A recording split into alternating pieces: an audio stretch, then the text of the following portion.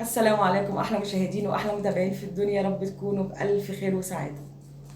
شوف بقى الناس الفاضيه اللي مراهمش حاجه، ولا عندهم استادات بتولع، ولا عندهم مشاكل في الدوري، ولا عندهم ناس زعلانه عشان المباراه هتتعاد، ولا عندهم ناس بتدور على حقوقها، ولا عندهم دوري مكمل معانا لحد يوم القيامه، وسايبين كل المشاكل اللي وراهم دول وفيديو وصوره، وقاعدين بقى طالعين خاربين الدنيا عشان صورة صورها إمام عاشور مع أسرة الحكم نادي القمر الدولي مع ابنه الصغير أو مع أسرته. بصراحة ما شفتش الصورة، ما اهتمتش بالموضوع، أصل الحكاية عادية يعني. بس لقيت الناس كلها بتتكلم فاستغربت، دورت وكده وشفت ولقيت موضوع كبير قوي، مكبرين الموضوع قوي، ما تفهمش ليه. شوف انا مش هقول لك بقى كابتن شيكا اتصور معاه، وكابتن الونش اتصور مع ابنه الصغير، وكابتن شيكا اتصور مع ابنه و... وليه لعيبه الزمالك لما اتصوروا معاه ما حدش يتكلم، وليه دلوقتي امام عاشور. ولا هقول لك انتوا اصلا امام عاشور عامل لكم خرم في دماغكم اكبر من خرم الاوزون، عشان كده واقفين له على الواحده. لا مش هقول لك الكلام ده كله، لا خالص، عيب، ما ينفعش اقوله، ما ينفعش اقوله عشان هو ما ينفعش اقوله خلاص. بص يا سيدي، المشكله في ايه بقى؟ المشكله في دماغكم. انتوا عندكم مش هينفع اقول لكم تخلف عقلي، لا انتوا ناس كويسين ومحترمين وعقلكم يوزن بلد، بس انتوا عندكم تخلف فكري. بمعنى بمعنى انت عايش في الماضي، يعني عايش من ساعه الكره ما اتنشأت، لكن دلوقتي الكلام ده بيحصل عادي. في اي دولة في العالم الكلام ده بيحصل عادي. الحكم ممكن يكون بيحب لعيب، او اسرته بتحب اللعيب دوت، بعد الماتش ما بيخلص الحكم ده بيتحول انسان عادي، شخص عادي بيحب اللعيب ده فتصور معاه. ابنه الصغير بيحبه او بنته او كده بيتصوروا معاه. ده شيء عادي بيحصل في اي بلد، في اي دوري، في اي بطولة، في اي حتة. لكن هنا في مصر لا، هنا في مصر العادي يبقى حاجة صعبة وغلط ووحشة وحاجة مستحيلة تحصل، وحاجة يعاقب عليها القانون. لكن الحاجة اللي مش عادية تحصل هنا في مصر عادي، تحصل في الكرة المصرية عادي، عادي جدا. عندكم الموازين كلها متشقلبة وكل حاجة مقلوبة. ليه؟ ما تفهمش، علشان انتوا مش فاهمين الكورة الصح، مش فاهمين الرياضة صح. الرياضة عندكم متأخرة، مش أقول متخلفة، متأخرة.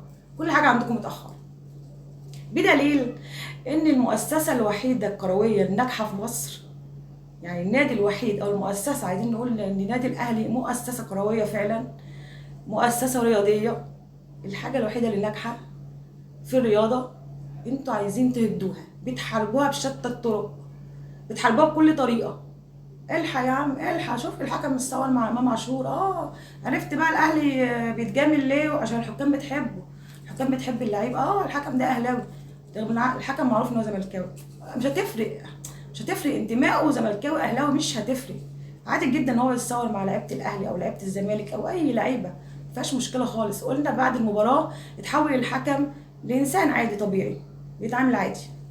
اهم حاجه قراراته في الملعب اثناء 90 دقيقه تكون محايده قانونيه، ما يخرجش على الاطار ولا يتحيز لنادي ضد نادي، بس هو ده المطلوب منه. لكن ده ما بيحصلش، وده عندكم بيعدي عادي، انه يجامل نادي على حساب نادي او يقول قرارات عكسيه عشان خاطر نادي تاني يتجامل.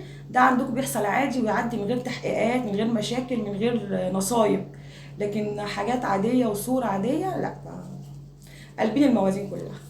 تحاربوا الاهلي علشان ناجح، بدل ما تفكروا هو نجح ازاي، ايه الطريقه، عمل ايه، علشان تحاولوا ان انتوا مثلا حتى توصلوا لنص اللي هو فيه. لا، نحاربه، لا اما يبقى فاشل زينا، لا اما نحدفه بالطوب. بس خلوا بالكم بقى وانتوا بتحدفوه بالطوب، عشان الطوبه ما ترجعش فيكم تعميكم. ليه بقى؟ عشان الاهلي جامد.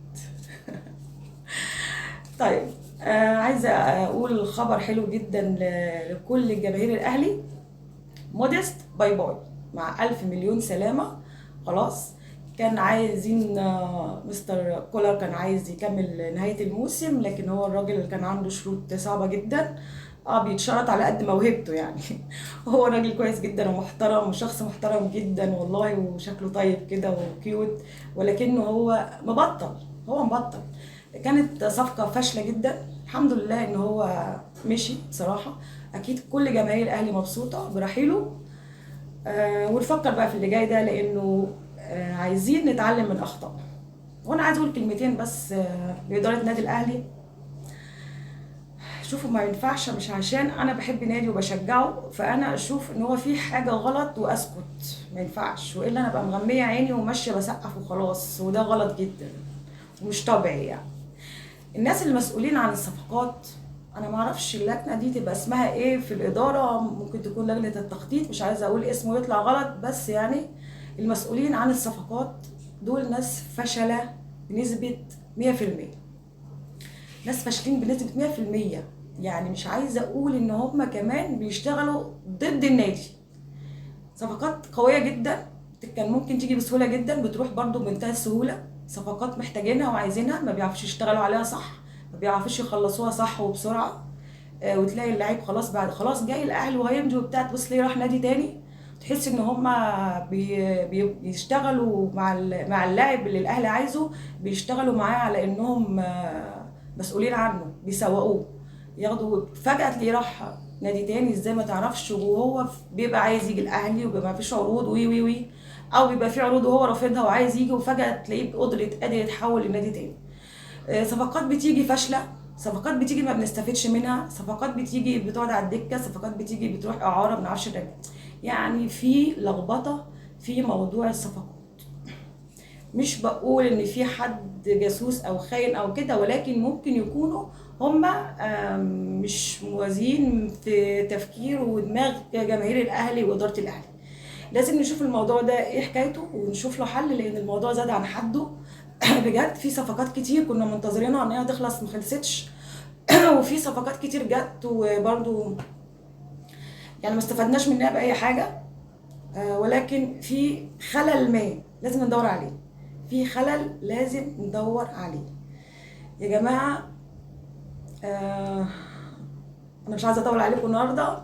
تصبحوا على الف خير.